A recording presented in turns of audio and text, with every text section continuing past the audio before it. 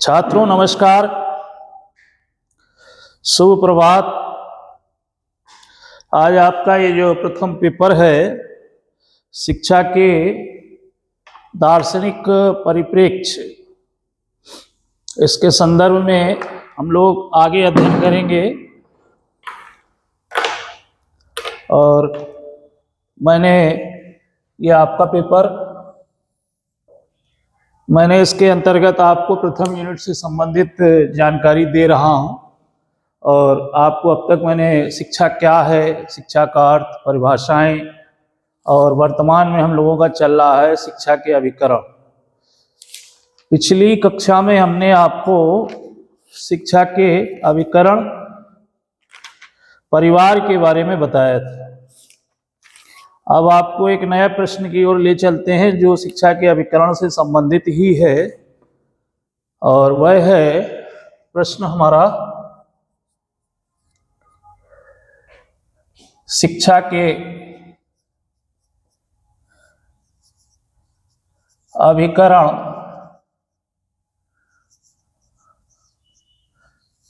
विद्यालय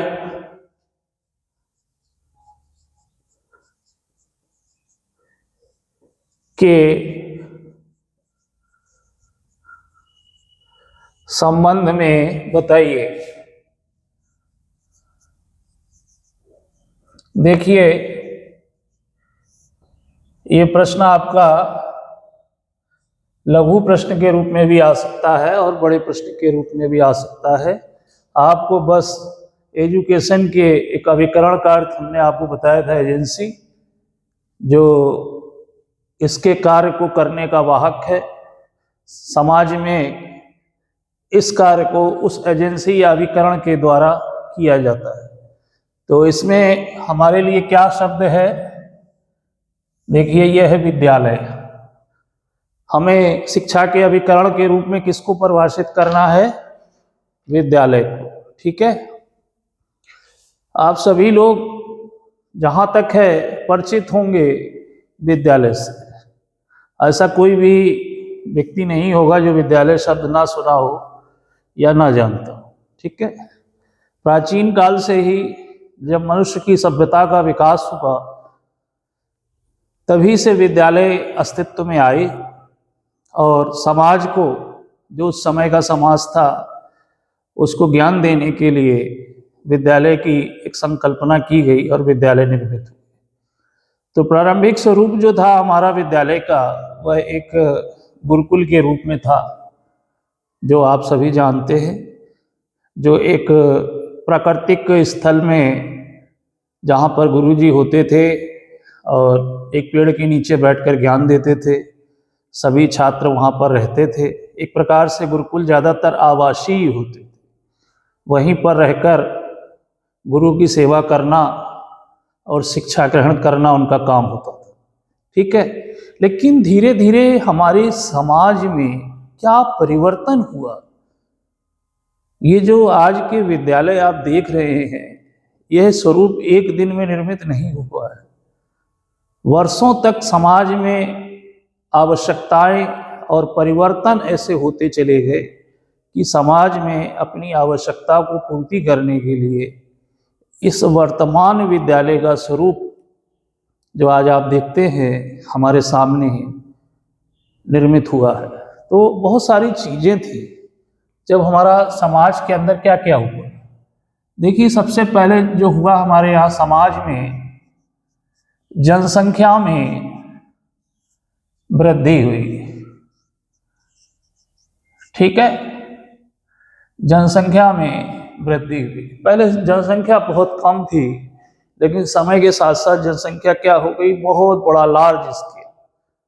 आज हमारे नगर की जनसंख्या कितनी है? बहुत अधिक है। सभी की आवश्यकताओं की पूर्ति कर पाना संभव नहीं है संसाधनों की, जिसके कारण महंगाई भी बढ़ रही है। और देखिए क्या हुआ? औद्योगिकरण बढ़ा। औद्योगिकरण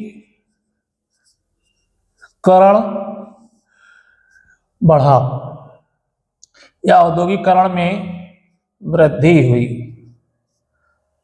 आपको मैं पूरा कॉन्सेप्ट समझाने की कोशिश कर रहा हूं कि विद्यालय कैसे बना और फिर विद्यालय का शिक्षा में क्या योगदान है। इसको आप बहुत ध्यान से सुनिएगा, और जहां तक मैं समझता हूं कि आप इसको अगर पूरा वीडियो देखते हैं तो आपको ये कॉन्सेप्ट क्लियर हो जाना चाहिए। अगली चीज थी हमारे पास नगरीकरण। नगरीकरण का अर्थ ये होता है, या इसको शहरीकरण भी आप कह सकते हैं, कि पहले हमारी गांव होते थे, धीरे धीरे आप देख रहे होंगे गांव अब छोटे होते चले जा रहे हैं और शहरों का विकास होता चला जा रहा है, नगरीकरण बढ़ रहा है। ठीक है। और विभिन्न प्रकार के नॉलेज में, ज्ञान में, क्षेत्र में भी वृद्धि हुई। ठीक है। तो जिसको हम बोल देते हैं ज्ञान में वृद्धि। इसके बाद एक चीज और देखिए आप, तकनीकी में वृद्धि हुई। ठीक है। आज विज्ञान के जो बहुत सारे प्रयोग हो रहे हैं उससे बहुत ज्यादा तकनीकी हमारी विकसित हो चुकी है। आज के समय में एक चीज और ज्यादा बढ़ गई है, जो आज से 20-25 साल 30 साल पहले इतनी ज्यादा नहीं थी, वो ये है जनसंचार में वृद्धि। जन संचार में वृद्धि। अब बात यह है, यहाँ पे जो कॉन्सेप्ट समझने वाली बात यह है, ये हमने कुछ बिंदु लिखे हैं, इनके अलावा बहुत सारे बिंदु हो सकते हैं। जब हमारे समाज में इन सब की क्या हुई, वृद्धि हुई, तो धीरे धीरे क्या हुआ कि प्रत्येक विषय के जानकार की आवश्यकता हुई। ठीक है। जो एक ही जगह पे उपलब्ध हो पाना संभव नहीं था, तो इसके लिए कल्पना की गई विद्यालय की। ठीक है। इसी सोच के फलस्वरूप हमारे विद्यालय का अस्तित्व जो था, स्वरूप जो था, निर्मित हुआ, और विद्यालय के अंदर सब कुछ चीजें जो वहां पे थोड़ा बहुत अव्यवस्थित भी थी, यहाँ पर व्यवस्थित कर दी गई। ठीक है। जिसमें पढ़ाने का समय है और शिक्षण विधियां हैं, विभिन्न प्रकार के ज्ञान है, नॉलेज है, तकनीकी है, विज्ञान है, हमारे विभिन्न विषय हैं, हिंदी है, इतिहास है, अंग्रेजी है, अर्थशास्त्र है, विभिन्न प्रकार की चीज़ों को यहाँ पे लाकर संतुलित कर दिया गया, व्यवस्थित कर दिया गया, जिससे बच्चे आसानी से पढ़ सकते थे। ठीक है। एक विद्यालय का स्वरूप निर्मित हुआ। अच्छा, एक चीज आप और देखिए, हमारा जो समाज है, जैसे ये मान लीजिए, ये पूरी दुनिया एक क्या है, एक समाज है। पूरा जो वर्ल्ड है ये एक समाज है। ठीक है। इसी समाज के अंदर कौन लोग रहते हैं, तो व्यक्ति रहते हैं। ठीक है। व्यक्तियों को किस चीज की आवश्यकता होती है, व्यक्तियों से मिलके, अनंत व्यक्तियों से मिलकर ये समाज बना है। और ये व्यक्ति जो होते हैं किसका भला चाहेंगे, किसके लिए कार्य करेंगे, इनका योगदान, इनका उत्तरदायित्व किसके प्रति होगा, तो समझने वाली बात यह है कि इनका उत्तरदायित्व इसके प्रति होगा। ठीक है। तो जो समाज है वो क्या करेगा कि समाज ने अपने अंदर, समाज में रहने वाले व्यक्तियों को व्यवस्थित करने के लिए अपनी आवश्यकताओं, देखिए आवश्यकता एक शब्द लिख दे रहा हूं मैं यहाँ पे, आवश्यकताओं के अनुरूप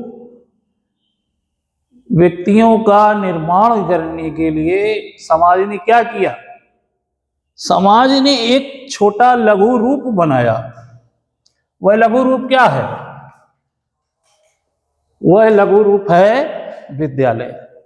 अब आप विद्यालय में देखिए कि क्या किसी एक ही समाज के या एक ही जाति के, धर्म के, संप्रदाय के, रीति रिवाज को मानने वाले या स्थान विशेष के लोग होते हैं, नहीं होते हैं।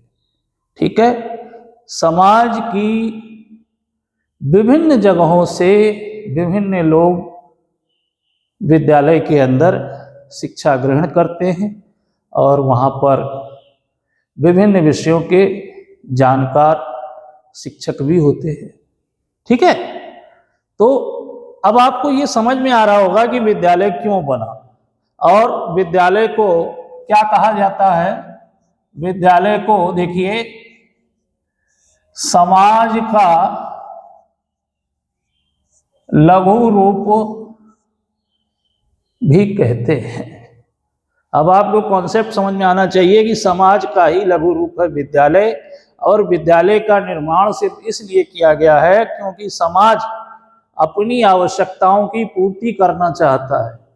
ठीक है, अपने लिए योग्य व्यक्तियों का निर्माण करना चाहता है, समाज विकसित होना चाहता है, विकास की ओर चलना चाहता है, और विकास तभी होगा जब उस समाज के विद्यालय अच्छी तरह से कार्य करेंगे और उस समाज का प्रतिनिधित्व करेंगे और उस समाज की आवश्यकताओं की पूर्ति करेंगे।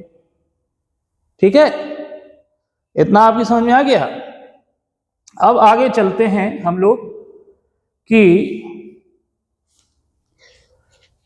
देखिए समाज की कुछ अपेक्षाएं हैं जो समाज विद्यालय से चाहता है। तो हम ये आपको बता रहे हैं कि विद्यालय समाज को क्या देता है, समाज के सदस्यों को। सबसे पहला नंबर 1 है ज्ञान देता है। ठीक है, अब ज्ञान बहुत छोटा सा शब्द है, लेकिन सिर्फ ज्ञान ही मत समझिएगा, हर चीज का ज्ञान, एवरीथिंग। ठीक है, चाहे वो हिंदी का हो, इतिहास का हो, भूगोल का हो। ठीक है, कौन सा ज्ञान जो समाज के लिए जरूरी है, सर्वसम्मत है, हमारे दार्शनिकों के द्वारा बताया गया है, हमारे विद्वानों के द्वारा, शिक्षाविदों के द्वारा जो निश्चित किया गया है कि हमारी भावी पीढ़ी के पास यह होना चाहिए, वही ज्ञान विद्यालय में किस रूप में दिया जाता है। तो आपको पता होना चाहिए वह ज्ञान जो है पाठ्यक्रम के रूप में छात्रों को दिया जाता है। ठीक है, कौन देता है? विद्यालय देता है। आगे चलते हैं कि विद्यालय क्या क्या करता है समाज के लिए। ये सारे बिंदु जब आप समझ जाएंगे तो आप शिक्षा का जो ये अभिकरण है इसके कार्य को समझ जाएंगे। तो आगे देखिए, अब समाज में जो व्यक्ति विद्यालय में आए तो वह एक अच्छे व्यक्ति बन सके, अपना योगदान समाज को दे सके, उच्चतम योगदान, उनका नाम हो सके, यश प्राप्ति कर सके, और जिस भी समाज से आए हैं उस समाज को भी रोशन कर सके। तो इसके लिए उनके व्यक्तित्व का निर्माण भी विद्यालय के अंदर ही गुरुजनों के माध्यम से किया जाता है। आप ये मान लीजिए कि जैसा हमारा शिक्षक होगा वैसे ही हम होंगे।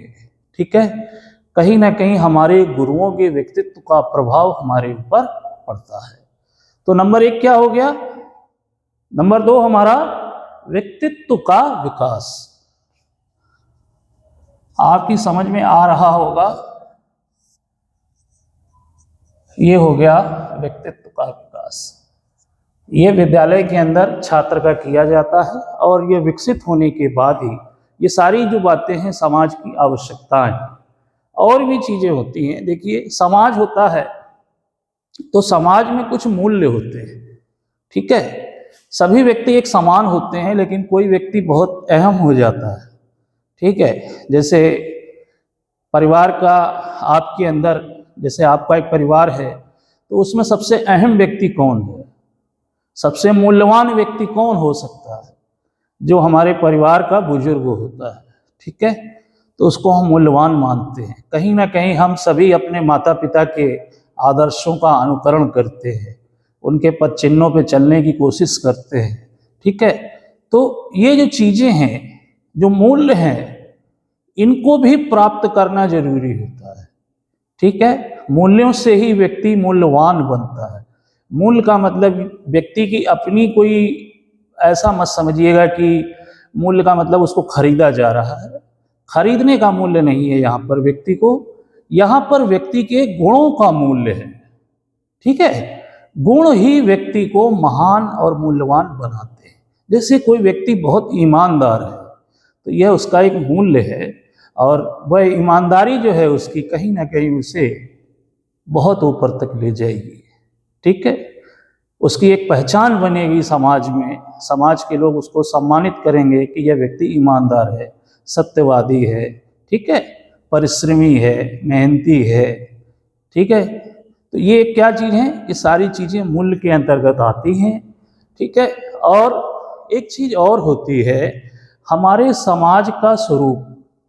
जैसे आप कहीं भी जाते हैं तो आपकी पहचान जो होती है किस चीज़ से होती है? आपकी पहचान आपकी संस्कृति से होती है। संस्कृति क्या है?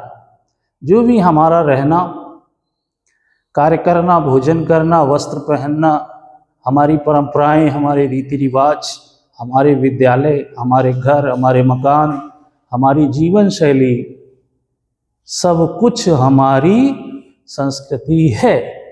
क्योंकि अगला व्यक्ति इसी को देखकर हमारी पहचान करता है। तो समाज क्या देता है? व्यक्तियों को समाज के ही मूल्य और संस्कृति का ज्ञान देता है। ठीक है, आप समझ गए होंगे कि विद्यालय क्या देता है समाज को, मूल्य और संस्कृति का ज्ञान देता है।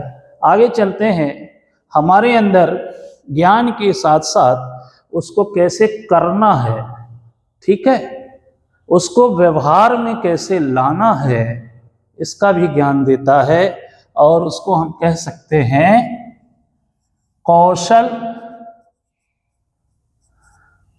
एवं तकनीक का ज्ञान। तकनीक का, देखिए ये कुछ बिंदु हम अपनी समझ से लिख रहे हैं, आप इनके अलावा भी लिख सकते हैं। ऐसा नहीं है कि यही इन्हीं को याद करें, ये सिर्फ समझने के लिए हैं। शिक्षा को समझा जाता है, कभी भी याद नहीं किया जाता। आप याद करने की कोशिश करेंगे तो हो सकता है आप इसे भूल जाएं, लेकिन जब आप ये कल्पना करेंगे, इमेजिन करेंगे कि विद्यालय समाज को क्या देता है, तो ये सारे तथ्य अपने आप आपकी समझ में आ जाएंगे। ठीक है, आगे और चलते हैं कि विद्यालय क्या करता है। विद्यालय व्यक्ति का समाजीकरण करता है।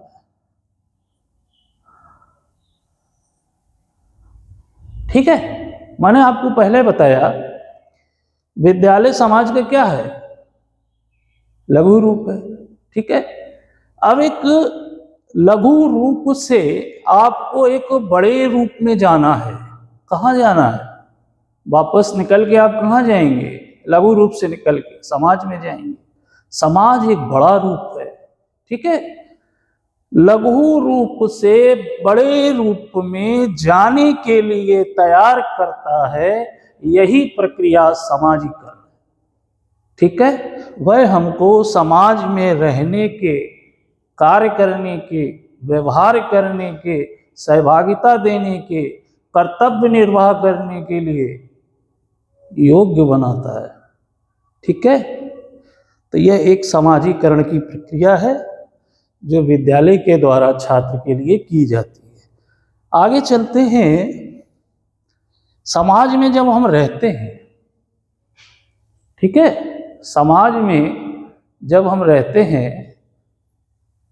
तो वहाँ पर कोई एक व्यक्ति नहीं होता है, बहुत सारे व्यक्ति होते हैं। ठीक है, अब हमें कभी कभी अपने स्थान को छोड़ के दूसरी जगह भी जाना पड़ता है, समाज में यात्राएं भी करनी पड़ती हैं, विभिन्न सार्वजनिक जगहों पे जाके कार्य भी करने पड़ते हैं। ठीक है, तो कहीं ना कहीं हम सबके हितों को समझें। ऐसा नहीं हो कि हमारा कोई कार्य अन्य किसी को कष्ट पहुंचा दे। ठीक है, सबके हितों को समझना ही क्या होता है, एक नैतिक समझ होती है। ठीक है, तो नैतिकता का विकास भी विद्यालय ही करता है। और उसके बाद सबसे अमूल्य चीज जो होती है, जो एक बार चली जाए कभी वापस नहीं आती है, वह होता है चरित्र। चरित्र बहुत ही निर्मल और बहुत ही कोमल होता है। हो सकता है कि आप अपने मार्ग से भटक जाएं, तो सही मार्ग पे लाने का काम विद्यालय करता है। ठीक है, अब विद्यालय जो भी करता है, सिर्फ विद्यालय नहीं करता है, विद्यालय के अंदर कार्य शिक्षा के माध्यम से किया जाता है। ठीक है, तो अगले बिंदु क्या हमारे हो सकते हैं, नैतिक एवं चारित्रिक चरित्र का विकास।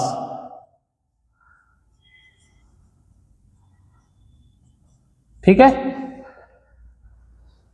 या नैतिकता एवं चारित्रिक विकास भी आप लिख सकते हैं। ठीक है, इसके बाद एक बहुत ही महत्वपूर्ण बिंदु और है, वह है हमारा कि हम किस प्रकार के समाज में रहते हैं। ठीक है, तो भारत के अंदर क्या व्यवस्थाएं हैं अपने देश के अंदर, तो वह है एक लोकतांत्रिक व्यवस्था है। ठीक है, हम लोकतंत्र को समझें, चुनाव प्रक्रिया को समझें। ठीक है, हमारे अंदर योग्य उम्मीदवार को चुनने की योग्यता विकसित हो। बहुत सारे लोग प्रलोभन में आकर वोट दे देते हैं, ऐसा नहीं करना चाहिए। अपने लिए योग्य व्यक्ति का चयन करना चाहिए। निर्णय लेने की क्षमता, योग्य व्यक्ति को चयन करने की क्षमता, नेतृत्व करने की क्षमता अर्थात नेता बनने की क्षमता, समाज के प्रति जागरूकता कि क्या अच्छा हो रहा है क्या खराब हो रहा है। ठीक है, सिर्फ शिक्षा ही हमें बता सकती है। और उन गुणों का विकास करना भी किसका काम है, विद्यालय का। ठीक है, तो इस प्रकार से आप कह सकते हैं कि लोकतांत्रिकता, लोकतांत्रिकता का विकास भी विद्यालय के अंदर किया जाता है। ठीक है, एक चीज और बताते हैं आपको कि जब हम समाज में रहते हैं तो एक हमें आवश्यकता होती है कि हम अपना वहाँ पे भरण पोषण, अपने परिवार का खर्च कैसे चलाएंगे। ठीक है, तो आज की शिक्षा व्यवस्था उसके ऊपर डिपेंड करती है कि जितनी ज़्यादा हमको वह शिक्षा मिलेगी, हम उतना ही ज़्यादा समाज के अंदर विकसित हो पाएंगे। ठीक है, अपना जीवन अच्छे से गुजार पाएंगे। तो बुनियादी शिक्षा में महात्मा गांधी ने भी कहा था कि प्राथमिक स्तर से ही हमको व्यावसायिक शिक्षा देनी चाहिए। देखिए, व्यवसाय जो होता है व्यक्ति को स्वावलंबी बनाता है। ठीक है, व्यवसाय से व्यक्ति में आत्मविश्वास पैदा होता है। उसके अंदर एक ऐसी क्षमता आती है कि वह कभी भी निडर होकर अपना कार्य कर सकता है। निर्णय लेने की क्षमता विकसित होती है। यदि व्यावसायिक रूप से आप बेरोजगार हैं, तो आज ज़्यादातर युवा बेरोजगार हैं, आपने देखा होगा, तो उनकी क्षमताएं क्या होती हैं, वो कोई निर्णय नहीं ले सकते। विभिन्न प्रकार की सामाजिक प्रक्रियाएं भी उनकी अधूरी रह जाती हैं, सिर्फ रोजगार ना होने की वजह से। अब उनके पास ज्ञान बहुत है, लेकिन उसका व्यवहारिक रूप से प्रयोग करना वो नहीं जानते। ठीक है, तो वह जो कुशलता है उसको बोला जाता है व्यावसायिक कुशलता। पुरानी शिक्षा पद्धति हमारी व्यावसायिक पद्धति पर आधारित नहीं थी। आज शिक्षा पद्धति में व्यावसायिक जानकारियां भी दी जा रही हैं और इससे संबंधित बड़े बड़े महाविद्यालय विश्वविद्यालय खुले हुए हैं जहां पर व्यावसायिक शिक्षा दी जाती है और हमको किसके योग्य बनाया जाता है, समाज के। ठीक है, ये सारी चीजें एक लघु समाज एक बृहत् समाज के लिए तैयार कर रहा है। तो अगला बिंदु हमारा क्या हो जाएगा? व्यावसायिक।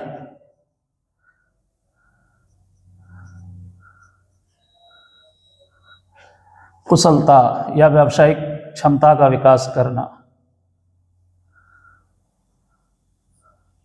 ठीक है, बात समझ आ रही है आपके कि नहीं? तो व्यक्ति का आर्थिक विकास और व्यावसायिक विकास जो है वह भी शिक्षा के द्वारा ही होता है, और शिक्षा के एक अभिकरण के रूप में विद्यालय उसको महत्वपूर्ण तरीके से समझाता है, व्यक्ति को स्वावलंबी बनाता है, योग्य नागरिक बनाता है। और एक बहुत ही सबसे अंतिम बिंदु मैंने लिया है, क्योंकि उससे ज़्यादा महत्वपूर्ण कोई नहीं है। आप कितने भी बड़े बन जाओ, ज्ञानी बन जाओ, धनवान बन जाओ, कुशल व्यावसायिक बन जाओ, सर्वगुण संपन्न हो जाओ, ठीक है, लेकिन वह गुण नहीं है तो आप बेकार हैं, और वह होती है राष्ट्रीयता की भावना। ठीक है, अगला बिंदु क्या है हमारा? राष्ट्रीयता।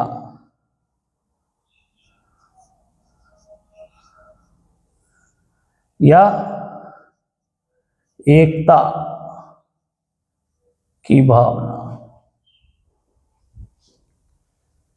सबसे महत्वपूर्ण बिंदु ये है। इसी को और बड़े स्तर पे ले लिया जाए तो हम क्या कह सकते हैं?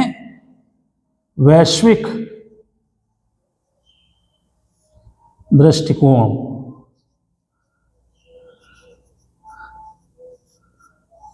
अर्थात संपूर्ण विश्व के लोगों को अपना परिवार समझना बहुत बड़ी बात है। हर आदमी नहीं समझ सकता है। लोग अपने ही परिवार को अपना नहीं समझ सकते, संपूर्ण विश्व को क्या समझेंगे?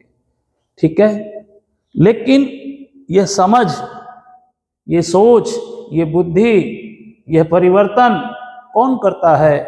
तो वह शिक्षा करती है। और माध्यम क्या है? विद्यालय। और विद्यालय हमारे समाज के लिए इन समस्त योग्यताओं का व्यक्ति के अंदर विकास करता है, और उसको किसके योग्य बना देता है? तो वह उसको समाज के योग्य बना देता। ठीक है, तो वर्तमान समय में जो विद्यालय का शिक्षा के साथ योगदान है समाज के लिए, उसको आप समझ गए होंगे। इसी में आगे की जानकारी जो है आपको बाद में देंगे। ठीक है, तो इन सभी को आप एक बार दोबारा दोहरा लीजिएगा, सुन लीजिएगा, समझ लीजिएगा।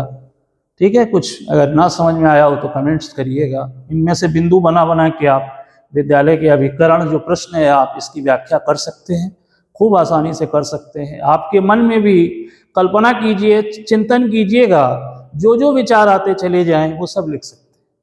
ठीक है, आज के लिए इतना ही है। धन्यवाद।